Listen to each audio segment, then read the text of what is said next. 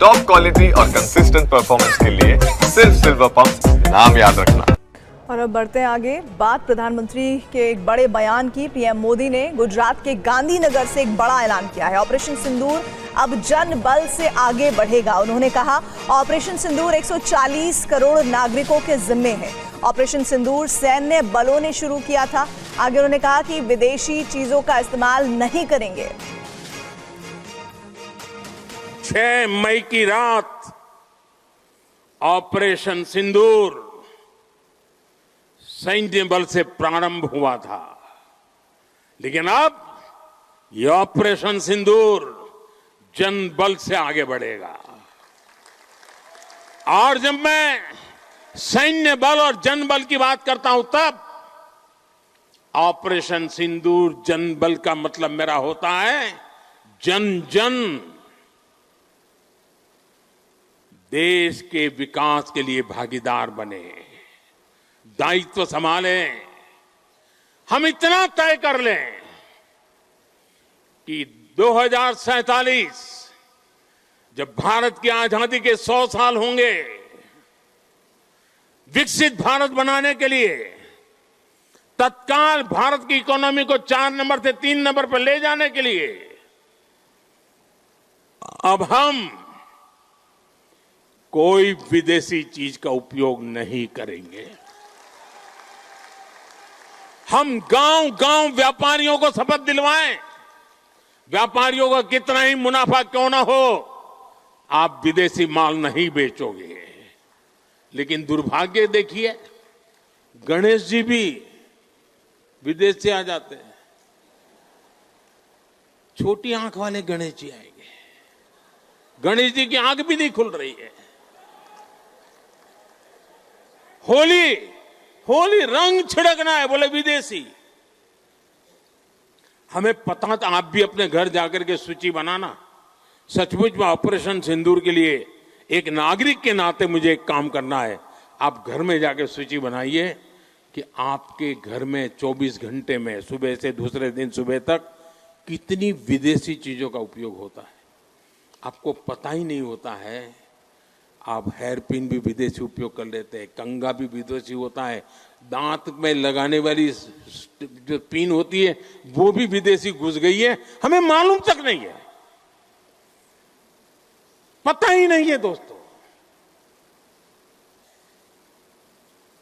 देश को अगर बचाना है, देश को बनाना है, देश को बढ़ाना है, तो ऑपरेशन सिंदूर ये सिर्फ सैनिकों के जिम्मे नहीं है। ऑपरेशन सिंदूर 140 करोड़ नागरिकों के जिम्मे।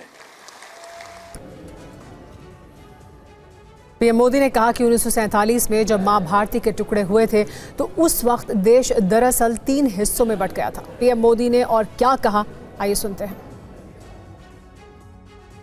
1947 में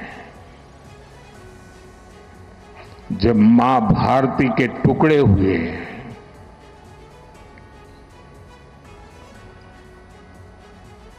कटनी चाहिए थी तो जंजीरें, लेकिन काट दी गई भुजाएं। देश के 3 टुकड़े कर दिए गए।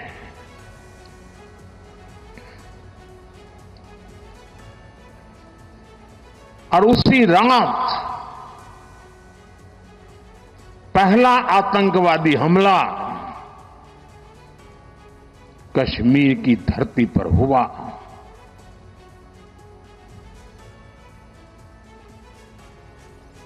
मां भारती का एक हिस्सा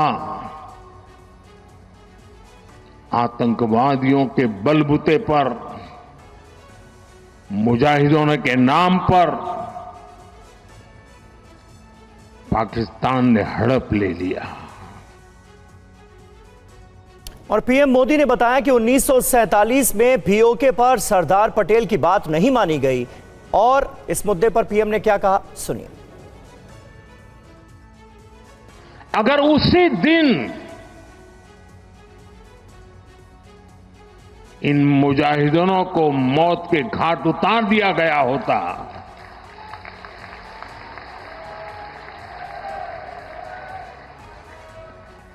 और सरदार पटेल की इच्छा थी कि पीओके वापस नहीं आता है तब तक सेना रुकनी नहीं चाहिए। लेकिन सरदार साहब की बात मानी नहीं गई और ये मुजाहिदीन जो लहू चख गए थे, वो सिलसिला 75 साल से चला है। पहलगाम में भी उसी का विकृत रूप था।